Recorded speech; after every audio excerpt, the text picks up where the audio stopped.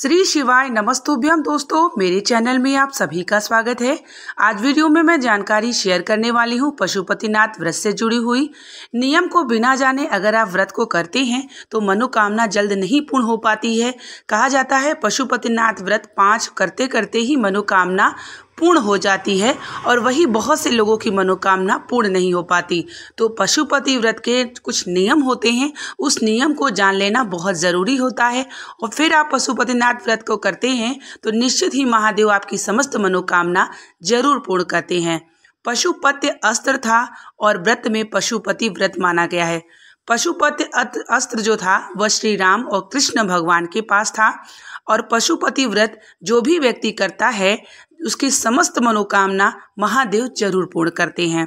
पहले तो 5 होते होते ही कर देते हैं, अगर 5 नहीं हो पाते तो 3 महीने के अंदर जो है जरूर पूर्ण हो जाता है। क्या नियम है? नियम को जानना क्यों ज़रूरी है? क्योंकि आपकी मनोकामना, क्योंकि कोई भी मनोकामना आप लेके करते हैं और आपकी मनोकामना पूर्ण नहीं होती तो आप निराश हो जाते हैं। तो नियम को जरूर जानें और मैं नियम को आपको बताऊंगी। उस नियम को ध्यान में रखते हुए पशुपतिनाथ को व्रत को करेंगे तो जरूर आपकी मनोकामना महादेव पूर्ण करेंगे। पशुपतिनाथ जो व्रत होता है वह 5 सोमवार का व्रत होता है और पशुपतिनाथ व्रत का जब आप करते हैं तो एक ही मंदिर में किया जाता है। यानी एक मंदिर जो सबसे पहले मंदिर में आपने किया है पहला सोमवार, वही 5 करना होता है। अगर बीच में अगर कोई आपका और व्रत आ जाता है तो पहले आप उसको करिए, या आपका रजस्वला धर्म आ जाता है तो आप जो है व्रत रहेंगे, पूजा नहीं करेंगे, पूजा करेंगे तभी आप उसको गिनती में लेंगे। जब आप पशुपतिनाथ का व्रत करते हैं तो पशुपति व्रत के नियम ये है कि किसी भी आप मेहमान के यहाँ कर जाते हैं तो वहाँ का चाय तक पीना नहीं माना जाता है। जैसे कि बाहर का या किसी के घर का पशुपतिनाथ का व्रत करते हैं तो कुछ भी ग्रहण नहीं करना चाहिए। मान लीजिए आप अपने मैके में इस व्रत को कर रही हैं तो आपका खुद का सामान होना चाहिए या आप सामान का पैसा दे दें। कहा जाता है पशुपतिनाथ का व्रत जब करते हैं तो सब कुछ आपका स्वयं का होना चाहिए और एक ही मंदिर में करना चाहिए। पशुपतिनाथ, मान लीजिए आपके यहाँ बीच में किसी का त्यौहार पड़ गया या कोई के यहाँ कुछ पड़ गया और आपको जाना है तो आप जो है उसको छोड़ दें। जब आप घर वापस आएँ, जिस मंदिर में आपने किया है उसी मंदिर में आपको पशुपतिनाथ व्रत को किया जाता है। पशुपतिनाथ का व्रत जब आप उठाते हैं तो पहले ही दिन आपको अपनी मनोकामना बोलनी होती है। हर सोमवार आपको मनोकामना नहीं बोलना होता है। जब पहले सोमवार आप व्रत को संकल्प लेते हैं तभी आप मनोकामना को महादेव के अपने सामने रखें। जब उद्यापन वाला दिन होता है तो शाम के समय 1 नारियल 11 रुपया और 108 कोई भी वस्तु चढ़ाई जाती है। वह वस्तु आपके पास जो भी हो, चावल हो गया, बिल्वपत्र हो गया, फूल की पंखुड़ी हो गई, कुछ भी आप 108 चढ़ा सकते हैं। और शाम के समय कोई मीठी चीज़ जब लाते हैं तो फिर आपको सबसे पहले उस प्रसाद को ग्रहण करना होता है। शाम के समय जब आप प्रसाद भगवान शिव को चढ़ाते हैं, 2 भाग शिव के सामने रखना होता है और 1 भाग अपने के लिए लेके आना होता है। उस प्रसाद में से आपको किसी सदस्य को नहीं देना होता है। प्रसाद उतना ही बनाया जाता है जितना आपको भगवान शिव को समर्पित करना है। ऐसा नहीं है कि आप प्रसाद बना के रख दें और परिवार के अन्य सदस्य खाएं। पशुपति व्रत के कुछ नियम होते हैं। व्रत तो कठिन नहीं कह सकते, लेकिन नियम को अगर आप फॉलो करते हैं तो आपका व्रत जो है जरूर पूर्ण होता है। पशुपति व्रत के दिन आपको जो पहले पशुपतिनाथ व्रत आपने उठाया है, यानी अगर आप फलाहार का उठाया है तो 5 आपको वैसे करना है। अगर आपने भोजन का उठाया है तो 5 वैसे ही करना है। ऐसा नहीं कि आप एक सोमवार पे कुछ ग्रहण कर लिया, एक सोमवार पे आपने सीधा नमक खा लिया, एक सोमवार पे आपने मीठा। जो भी नियम आपको करना है 5 सोमवार को एक जैसा होना चाहिए। 6 दियली होनी चाहिए, 6 बाती होनी चाहिए और शाम के समय, और एक अपने मेन द्वार पे रखना होता है और एक आपको शिव मंदिर के 5 सामने।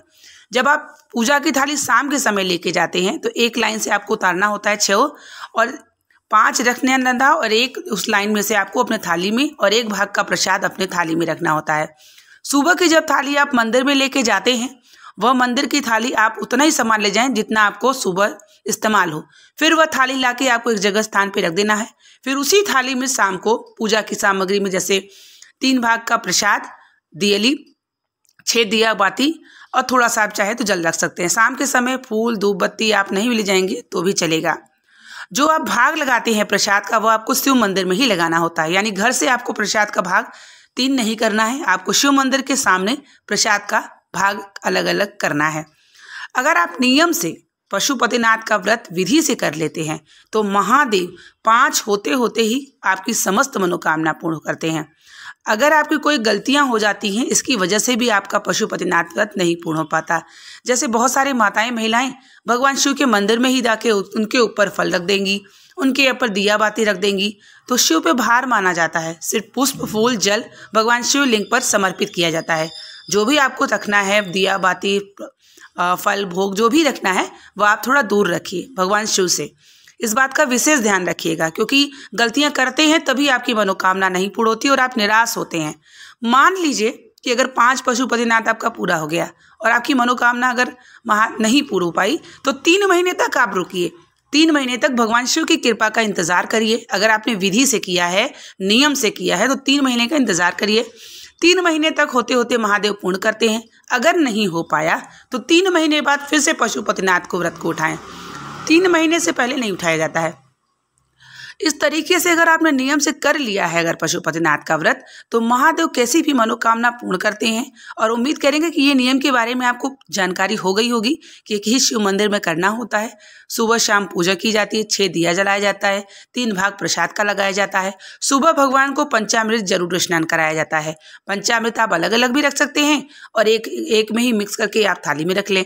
पूजा की सामग्री में सुबह आप पीला चंदन, अक्षत, जनेऊ, जो है धूप बत्ती, अगरबत्ती, जो भी फल भोग ले जा सकते हैं, बिल्वपत्र, पुष्प, आप पूजा की थाली में सुबह सब रख सकते हैं। शाम के में सिर्फ प्रसाद, 6 दियली बाती और थोड़ा सा जल तानी छिड़काव भगवान शिवलिंग के ऊपर आप कर सके।